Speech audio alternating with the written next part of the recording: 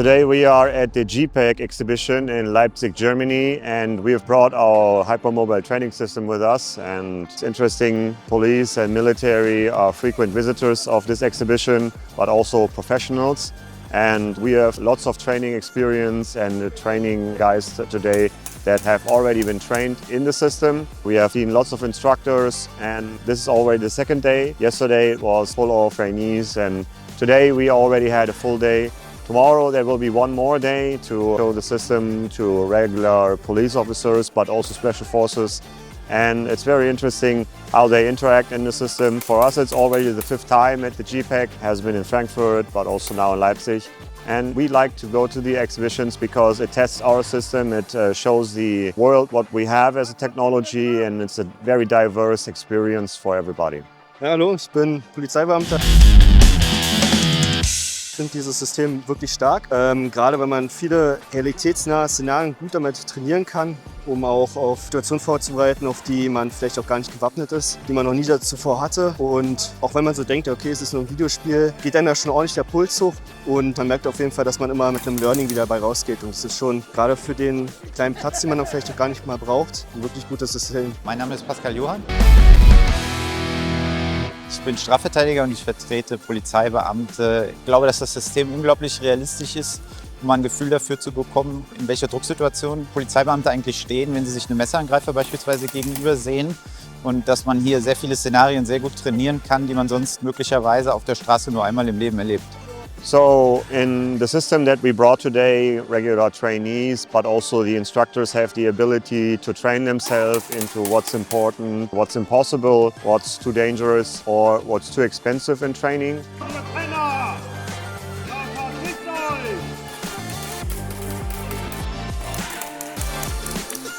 And that is something that everybody is craving. So most police have the problem that they do not have unlimited budget. They cannot do active shooter events in their own locations, or they simply do not have the infrastructure. And we can prove all that and bring all that with our technology. And we have great success today with the feedback that has been provided by everybody.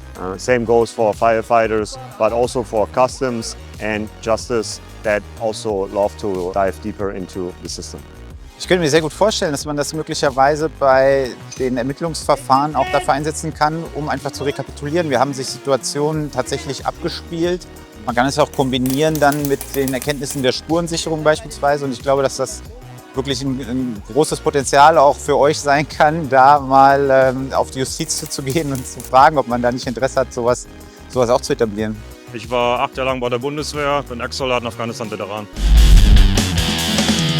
Ich denke mal, gerade im Umgang von jungen Rekruten zum Beispiel, um einfach da Unfallgefahren zu minimieren, wäre es eine wesentlich einfache Variante, als direkt mit scharfen Waffen zu üben und könnte damit wahrscheinlich Schießunfälle minimieren und auch das Training verbessern. Vor allen Dingen sehr kosteneffizient, weil ich habe einfach keinen Munitionsverbrauch. Orts- und Häuserkampf, gerade für irgendwelche spezialisierten Kräfte, EGB, keine Ahnung was, bevor die ins Schießkino gehen oder die Möglichkeit nicht haben, sowas zu trainieren, und auch für die reguläre Truppe wäre es wahrscheinlich auf jeden Fall eine Bereicherung, definitiv. Ich bin Lina von der Polizei NRW. Ich finde dieses Trainingssystem hier sehr gut. Ich würde mir sehr wünschen, dass die das hier einführen bei uns in NRW, weil der Spruch Train as you fight sehr passend hier zutrifft. Ich kann mir schon vorstellen, dass hier echte Szenarien sehr gut nachgestellt werden können, gerade weil ich gehört habe, dass man mit dem System Gebäude nachscannen könnte. Deswegen ist das sehr hilfreich für den praktischen Dienst. The challenges of exhibitions for especially startup companies are that obviously there are high costs involved. So if you want a booth like that, you need to spend, let's say, 30,000 euros. Then you need the booth itself, it has to be set up, and everything has to work. So the Wi-Fi has to work, all the weapons, and there's lots of wear and tear. Obviously the customers and also the trainees, they expect everything to work on point. So it's extremely complex to make everything work in a very, I would say, compressed time frame. And you basically have to have everything mobile, and you need to be extremely competent, not hungry, not thirsty, because the schedule is full, and then there are some other guys who are still waiting to get inside the system. For us as a young startup, that's lots of challenges that come after each other.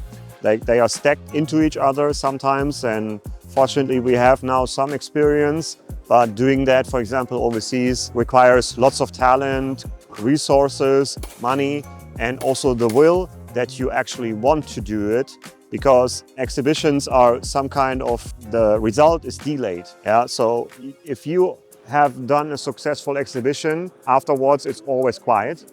And then maybe in a couple of weeks and months, the results come in. And this is something that is not very rewarding, of course, because if you have done a good job, you want to have the feedback immediately. So that is something that you have to get used to it. And now, obviously, it's also time sensitive, because we're setting the system up on Wednesday, or basically on Thursday evening, and on Wednesday it has to perform, Thursday it has to perform, and Friday in the evening we then still, after heavy duty work, we have to break everything down, put it together, load it into the vehicle, and basically have to travel back. So there's a 4-hour car drive involved, and so it will be late. And obviously for a founder and former Special Forces guy, that is not that, let's say, exhausting. But employees, for example, and also our team, they obviously do not have, let's say, this fitness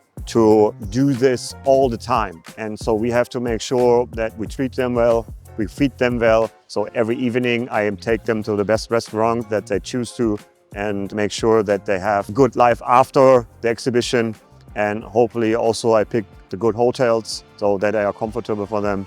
But obviously, if you have limited resources, which is always normal in a startup, we have not started like that. We have started very, very basic. And in the first years, we were not able to afford, for example, anything food-wise, or giving everybody the drinks, or having a nice hotel. We stayed in the cheapest one that were available. So today, fortunately, it has changed a little bit. We're not yet there, but we're working on it, and I'm grateful that the team supports me here, because obviously that is something that you cannot do alone. You need people to drive the mission, so we can give the best technology to our future customers, of the police, of the firefighters, because we think it's right what they do, and that's why we think these challenges are only very affordable and a limited price that we have to pay.